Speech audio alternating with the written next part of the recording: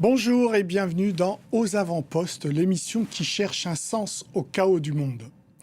Qu'elles soient politiques ou économiques, les ingérences frappent de plus en plus fort les intérêts des nations visées. Des élections sous influence, des entreprises déstabilisées, bref, la démocratie et le marché souffrent des coups de boutoir des attaques numériques.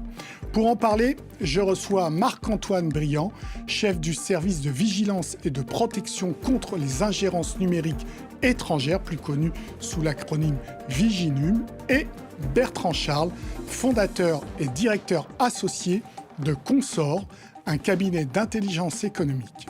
Bonjour à tous les deux. Bonjour. Marc-Antoine Briand, on va commencer par vous, puisque vous êtes un organisme public d'État rattaché au secrétaire général à la Défense nationale. Dites-nous, quelle est la définition de l'ingérence politique étrangère ? Alors pour être très concret, une ingérence, c'est lorsqu'un acteur étranger, une puissance étrangère ou une entreprise ou une institution, mais étranger, va utiliser des moyens dissimulés pour déstabiliser une organisation, une entreprise, une élection.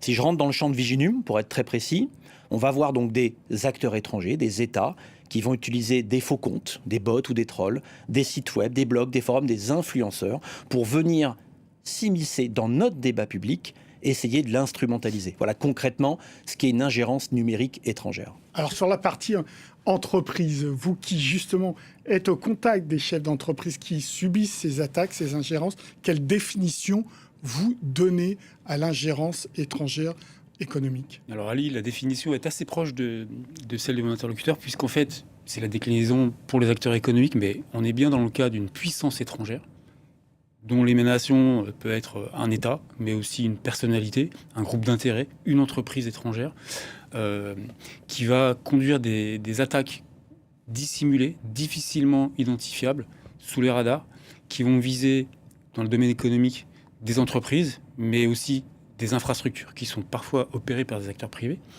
des personnalités, des dirigeants, l'image, les actifs matériels et immatériels d'une entreprise, afin de porter atteinte de manière directe ou indirecte, finalement, aux intérêts d'un État dont l'entreprise est un des éléments clés. Alors, on ne sait pas vraiment, Marc-Antoine Briand, mais vous caractérisez aussi l'ingérence économique ? Alors effectivement, dans le champ de l'ingérence numérique étrangère, ce qu'il faut comprendre, c'est que la finalité de ces acteurs étrangers malveillants, c'est de déstabiliser nos intérêts fondamentaux de la nation. C'est comme ça qu'on les appelle. Dans ces intérêts fondamentaux, il y a évidemment les élections, mais pas uniquement. Il y a aussi nos intérêts scientifiques, économiques et technologiques.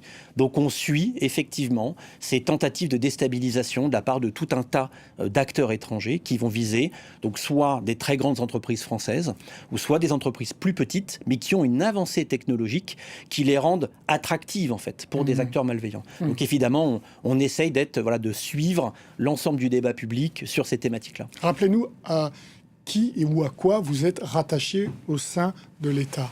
Alors donc Viginum, donc le service de vigilance et de protection contre les ingérences numériques étrangères, est un service à compétence nationale qui est sous la tutelle du secrétariat général de la Défense et de la Sécurité nationale. Donc moi je suis responsable de la détection de ces activités malveillantes dans le champ informationnel, et j'allais dire au sein de la même entité, il y a l'ANSSI, que tout le monde connaît, qui est plus en charge de ce sujet-là dans le champ cyber-informatique. L'Agence nationale de sécurité des systèmes d'information. Exactement. L'ANSSI qui est aussi une agence d'État. Vous existez depuis combien de temps, Marc-Antoine Briand ? Alors, on a été créé le 13 juillet 2021, donc très prochainement, on va fêter nos 5 ans. Et vous, Bertrand Charles, vous suivez ces questions depuis combien de temps sur l'ingérence économique ? Je pense que c'est un sujet qui est vieux comme le monde. En fait, l'ingérence, c'est l'exercice du pouvoir par des moyens dissimulés. Donc, notre entreprise Consor a une quinzaine d'années. Depuis le début, on a des sujets de ce type. Ce qui est manifeste, c'est l'explosion des menaces hybrides, l'explosion des cas, la multiplication des vecteurs, la complexification des vecteurs par les moyens numériques. Cela dit, et c'est contre-intuitif, mais c'est intéressant de le souligner, les ingérences étrangères relevées par les grands services de l'État, notamment celui qui s'occupe de protéger les entreprises de la défense, relèvent que la plupart des ingérences ciblent la partie humaine d'une entreprise, voire la partie physique. On pense souvent au cyber, on pense souvent à ce volet-là, qui représente qu'une douzaine de pourcents des attaques, alors que le volet humain, quand je parle du volet humain, c'est du chantage, du débauchage, des entretiens dissimulés qui cherchent à obtenir de l'information. C'est à peu près 30%. Ah oui. Et il y a aussi une forte augmentation des attaques physiques sur les entreprises par des intrusions, par des sabotages, par des incendies même chez les sous-traitants, ou du survol de drones. C'est aussi des nouvelles manifestations. Donc de manière contre-intuitive, aujourd'hui, l'ingérence, elle n'est pas uniquement numérique, elle est aussi, et comme depuis toujours, dans le bon vieux monde physique. Marc-Antoine Briand, quelle différence entre influence, qui est un mot dont on parle depuis des années en diplomatie, et ingérence? Oui, tout à fait. Alors, si je reprends les définitions qu'on a données, Bertrand et moi, tout à l'heure, l'ingérence, c'est vraiment l'utilisation par une puissance étrangère de moyens dissimulés pour venir désorganiser, déstabiliser une institution, une organisation ou un fonctionnement démocratique. L'influence, elle est plutôt dans le champ du visible et de l'assumé. Donc ça veut dire qu'on va avoir plutôt de la diffusion de récits, de narratifs, de discours, mais de manière très officielle, très assumée, sans utiliser de moyens techniques dissimulés. Voilà, c'est ça la grande différence qu'on fait entre l'ingérence et l'influence. Très bien. Je voudrais qu'on écoute la présidente de Moldavie qui s'exprimait le 28 septembre 2025 sur les tentatives des Russes de déstabiliser la démocratie moldave au moment des élections. On l'écoute. Nous savons tous que la Fédération de Russie a été largement impliquée dans les élections de la République de Moldavie. J'ai dénoncé, tout comme l'ont fait nos institutions, les différentes méthodes utilisées, comme l'achat de voix avec des millions d'euros qui ont été dépensés dans ce but. J'ai dénoncé le fait que la jeunesse de la République de Moldavie a été incitée à organiser des actions violentes et déstabilisantes. Nous avons tous vu comment des Moldaves ont été recrutés et entraînés pour produire et distribuer des fausses informations. Et tout cela pour que la Russie puisse s'emparer du pouvoir à Chisinau et utiliser la République de Moldavie pour ses propres intérêts. À présent, les Moldaves doivent prendre une décision pour la Moldavie et il est temps de protéger notre pays. Donc, l'exemple Moldavie, on a eu aussi la Roumanie. Est-ce qu'on considère aujourd'hui que les grands guerriers de l'ingérence étrangère, ce sont les Russes ? Alors peut-être pour rebondir sur le propos de la présidente moldave, en fait, les périodes électorales, référendum ou élections, sont les périodes les plus attractives, en fait, notamment en démocratie, parce que notre débat public, il est libre et ouvert, donc il est en quelque sorte un peu vulnérable. Donc en fait, sont les périodes les plus attractives pour ces actions malveillantes que sont l'ingérence numérique étrangère. Et donc, dans un cadre électoral, vous pouvez avoir des acteurs étrangers qui vont chercher à dénigrer un candidat ou un parti, à le promouvoir aussi également, s'attaquer à la procédure électorale en elle-même, simplement pour la faire ou l'entacher d'insincérité ou d'illégitimité, s'attaquer aux médias, très présents. Donc ces périodes-là sont effectivement très propices aux ingérences. Ça vous fait beaucoup de boulot à ce moment-là ? Disons que quand on a des rendez-vous électoraux en France, oui, l'activité du service est un peu orientée.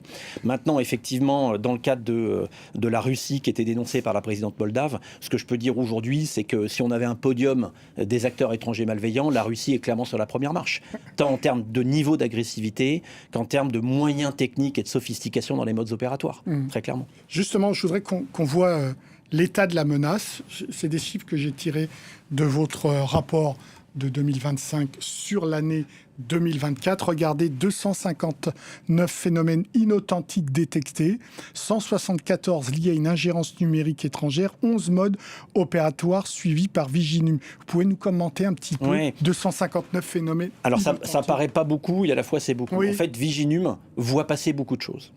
Dans notre première mission, qui est celle de détecter ces opérations d'ingérence numérique étrangère, on va se focaliser sur l'utilisation de moyens techniques, justement, inauthentiques. Alors, je vais être plus précis, des faux comptes, des faux sites web, des chaînes Telegram, par exemple, ou d'autres types de procédés techniques.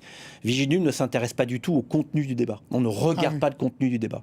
Nous, ce qu'on va suivre et essayer de détecter dans notre débat, c'est toutes les techniques utilisées pour manipuler la formation du débat autour d'un sujet. Donc, on voit passer, on détecte beaucoup de choses. Après, dirais, le cœur du métier du service, c'est pas seulement la détection, c'est la caractérisation, c'est-à-dire l'analyse de tous ces phénomènes que l'on voit, de pouvoir dire que ce sont des ingérences numériques étrangères. Et donc ça, c'est un temps d'investigation à partir de différentes compétences qu'on a au sein de Viginum. Et effectivement, dans les chiffres qui sont donnés, qui sont les chiffres de 2025, donc ça paraît à la fois beaucoup et pas beaucoup, mais d'avoir près de 170 ingérences numériques étrangères dans notre débat public, de plein de modes opératoires, donc d'acteurs étrangers différents, c'est beaucoup quand même. En termes de volonté, en tout cas ce que ça souligne, c'est une volonté permanente et persistante, malveillante, à notre rencontre dans notre débat public. Bertrand Charles, comment vous travaillez, vous ? Il y a énormément d'évolutions dans nos pratiques et dans nos outils sur les dernières années pour faire face aux menaces hybrides qu'on doit affronter, sans évidemment remettre en cause nos fondamentaux qui sont, comme tu l'as précisé, l'investigation. L'investigation, ça reste la clé pour être capable d'identifier, d'authentifier la nature de la menace et son auteur si possible.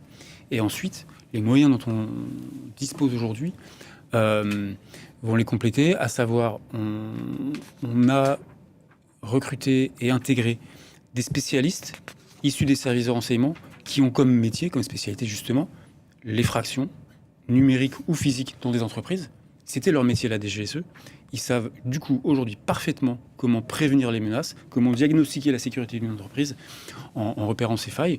On a aussi intégré des capacités particulières de conduite d'entretien. On appelle ça les entretiens cognitifs, pour permettre de détecter les failles dans un discours. Quand on est en processus de recrutement, est-ce que la personne qui est en face est fiable ? Est-ce que la personne qui est en face est en train de tenter d'infiltrer mon entreprise pour des fins autres ? Qu'on a ce type de moyens qu'on a dû mettre en place qui sont complémentaires. Et puis ce que je dois préciser aussi, c'est que avant de répondre, il faut comprendre. Et pour bien comprendre, il faut analyser. Et pour analyser, il faut centraliser, concentrer la connaissance. Donc on a mis en place un observatoire d'analyse de ces menaces hybrides, dont font partie les ingérences, qui va observer tout ce qui est produit par les différents services, par Viginum. Mais il y a aussi l'ANSSI qui produit plutôt des analyses sur le cyber. On a aussi un service de contre-ingérence et de contre-influence au ministère des Finances qui, lui aussi, diagnostique quelques centaines de cas par an, mais avec un prisme plutôt capitalistique et réputationnel. On a les autres services classiques, type DGSI, qui produit des rapports, qui produit des analyses. On a aussi le service de sécurité de la défense, qui produit des rapports et des analyses. Oui. Mais chacun produit avec son propre prisme. Il ne regarde pas les mêmes choses. Vous utilisez pour l'observer tout ça. Je voudrais... Bon, on a parlé de la Russie, vous avez été très clair sur le podium numéro 1. Je voudrais qu'on aborde un autre attaquant. Alors, vous nous direz où se situe sur le podium. C'est Israël. On va écouter Manuel Bompard, qui est coordonnateur de la France Insoumise, qui s'exprimait donc dernièrement en juin 2026 sur des attaques confirmées par votre service, je crois, pendant les élections municipales, sur des attaques contre les candidats de LFI. On l'écoute. Et donc il y a évidemment des enjeux de sécurité et de détection nationale, mais il y a aussi des enjeux diplomatiques. Donc le Premier ministre nous a assuré que la France avait réagi, en particulier sur l'opération électorale qui avait visé la France Insoumise, venant d'une entité Black Corps située sur le territoire israélien, que le Premier ministre avait réagi pour demander des comptes, des explications aux autorités israéliennes, qui est une information que nous n'avions pas jusqu'à la réunion d'aujourd'hui. Vous avez été surpris par cette ingérence d'Israël ou pas ? Alors, peut-être pour prolonger les propos de Manuel Bompard, et qui sont assez précis, c'est que l'investigation de Viginum est remontée donc à une entreprise privée localisée sur le territoire israélien. Black Corps, plus d'autres entités autour. On a même publié un rapport donc le 11 juin dernier qui détaille un peu ce mode opératoire. Mais là où je vais être précis, c'est que nous sommes remontés au primo-opérateur sous-traitant de cette campagne, qui a visé donc le parti de la France Insoumise. Nous ne disons pas que c'est Israël qui est derrière cette ingérence. Juste pour être extrêmement clair, nous, on a l'opérateur par le commanditaire. Maintenant, sur votre question, c'est est-ce qu'on a été surpris ?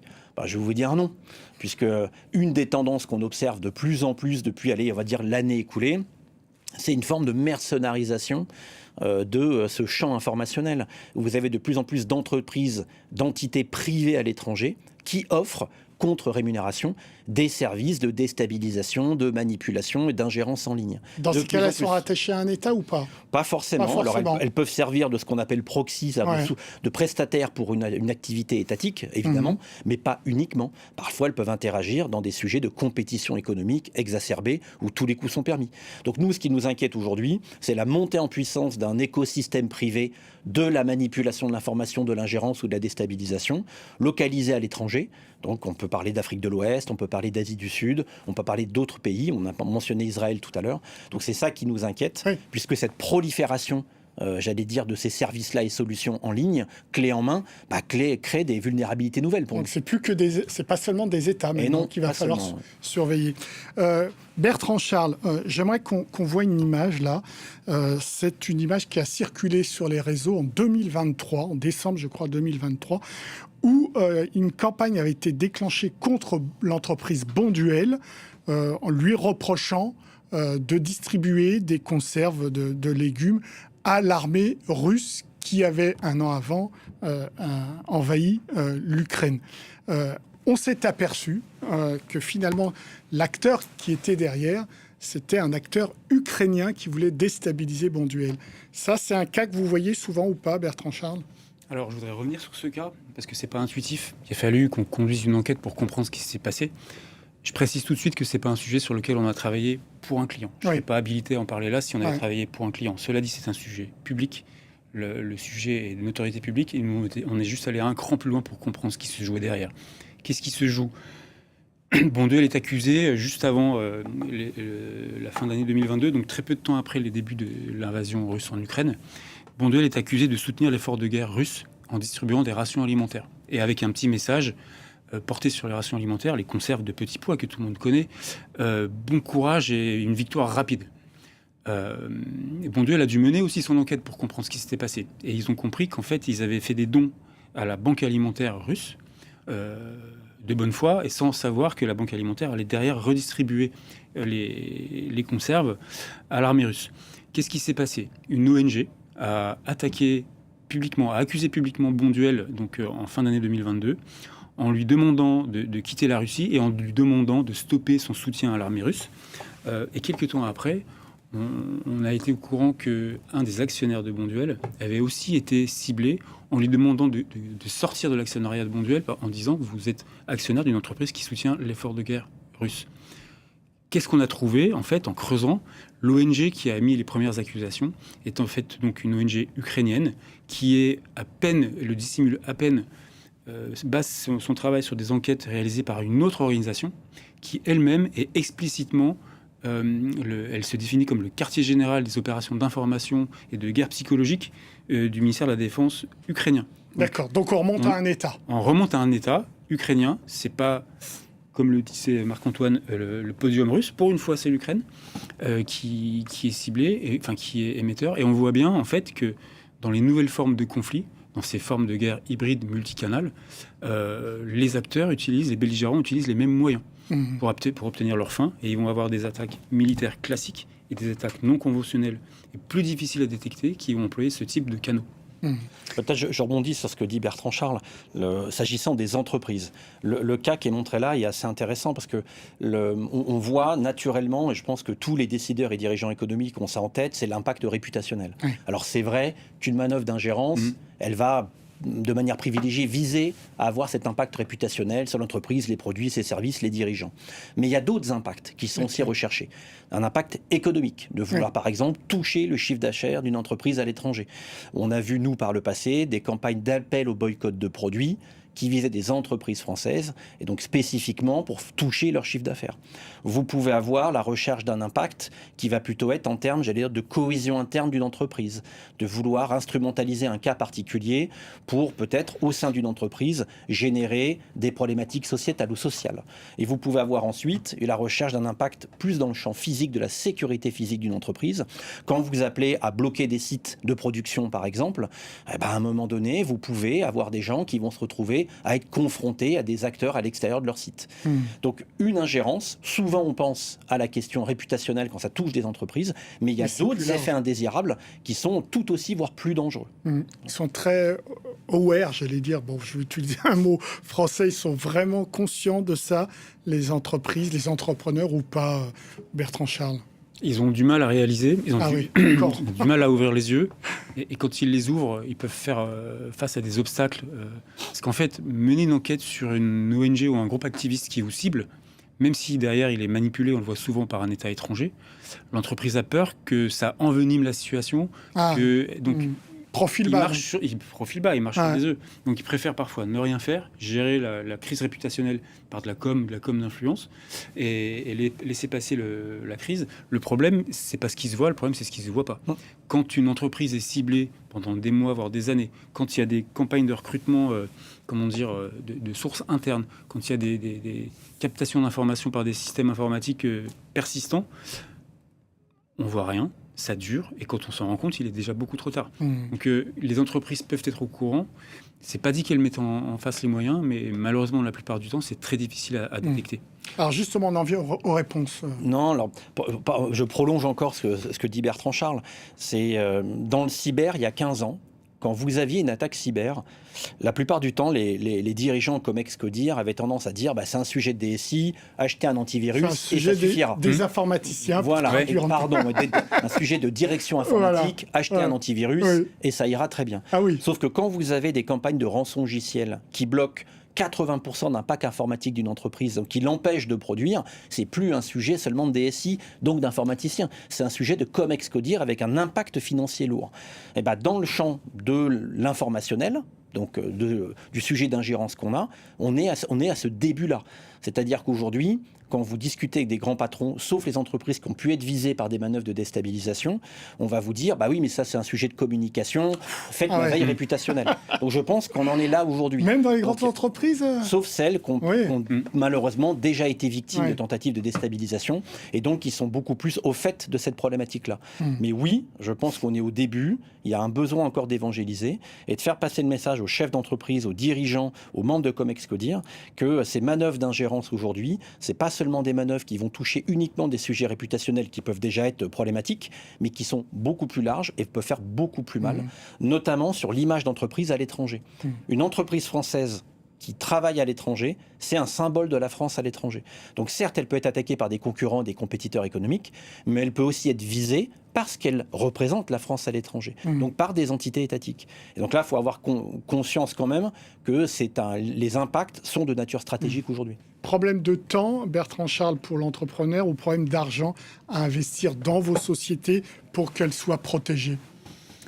Il faut hiérarchiser, effectivement. Le parti qu'on a, c'est de protéger les entreprises en diagnostiquant leur vulnérabilité. C'est du diagnostic à 360. Il faut se mettre à la place de l'assaillant, en fait. On se met à la place de l'attaquant potentiel et on va envisager toutes les possibilités, toutes les portes par lesquelles il pourrait passer. Des choses-trappes, des portes dérobées, des petits soupirails. Et cette démarche, qui est assez complexe, nécessite effectivement un peu d'investissement. Mais une entreprise qui perd ses salariés, qui perd sa propriété intellectuelle, qui perd son image, qui perd finalement ses clients, qui perd ses fournisseurs, parce que c'est ce qui se produit en fait, le manque à gagner est énorme. Donc c'est toujours... Mais on est dans quoi? On est dans du 10, 15, 20 000 euros pour se protéger en amment? C'est difficile de le dire comme ça, on est dans cet ordre d'idées. Ça dépend de la taille de l'entreprise, ça dépend de sa sensibilité. Il y a des opérateurs critiques dans ce qu'on appelle la BITD, la base industrielle et technologique de défense. Toutes les entreprises de défense, elles sont extrêmement ciblées aujourd'hui, et c'est les PME qui sont ciblées. 80%, c'est des toutes petites boîtes. C'est pas Dassault, c'est pas Safran, c'est leurs sous-traitants de rang 1 ou 2 ou 3 qui détiennent des informations critiques sur les grands systèmes, mais les services étrangers ou les acteurs étrangers passent par ces petites boîtes qui ont moins de moyens pour obtenir les informations qu'ils veulent. Marc-Antoine Briand, donc quel est votre discours sur les réponses? Je dis le discours de l'État. Alors, je vais oser vous paraphraser. Ali, vous avez dit « be aware » tout à l'heure. J'irai plus loin, je dirais « don't be naive ». C'est-à-dire que pour les entreprises aujourd'hui, il faut avoir conscience que cette problématique-là, elle va être croissante. La menace de déstabilisation en ligne de leurs activités, dirigeants, services et solutions, tout simplement parce que le débat public, il est libre et ouvert, que de ce fait-là, elles sont de plus en plus exposées numériquement parlant, nos entreprises, et donc elles vont être visées de manière croissante. Donc ne soyons pas naïfs sur l'état de la menace qui est réel et préoccupant. Là, une fois qu'on a dit ça, très bien, j'ai été anxiogène, maintenant la question c'est qu'est-ce que l'on fait? Donc je pense qu'il y a à la fois des choses que l'entreprise peut faire en interne, en termes de sensibilisation de ses collaborateurs et de ses dirigeants, en termes de préparation à la gestion de crise. Ensuite, il y a évidemment, je regarde Bertrand Chal en disant ça, il y a évidemment des prestataires qui peuvent aujourd'hui aider, appuyer des entreprises qui sont confrontées à ces phénomènes-là, qui peuvent être encore nouveaux pour des directions de sûreté. Donc là, on a besoin d'une expertise extérieure. Et puis plus largement, et là je m'adresse à la vision étatique, la France a publié en février dernier la première stratégie nationale de lutte contre les manipulations de l'information d'origine étrangère. Donc on a dans cette stratégie plein d'objectifs stratégiques. Probablement le plus important, qui est le pilier central de cette stratégie, c'est de réfléchir sous l'angle de la résilience de la société et de la souveraineté. Il faut comprendre qu'une information aujourd'hui, pour une entreprise, c'est stratégique. Pour une démocratie, c'est un bien existentiel. Il faut le protéger. Et c'est la résilience, et notamment au travers de l'éducation aux médias et à l'information. Mot de la fin en 30 dernier secondes. mot. Franchement, c'est simple. Je m'adresse aux chefs d'entreprise, petites comme grandes. Soignez vos ressources, soignez l'humain, le lien avec vos personnes clés.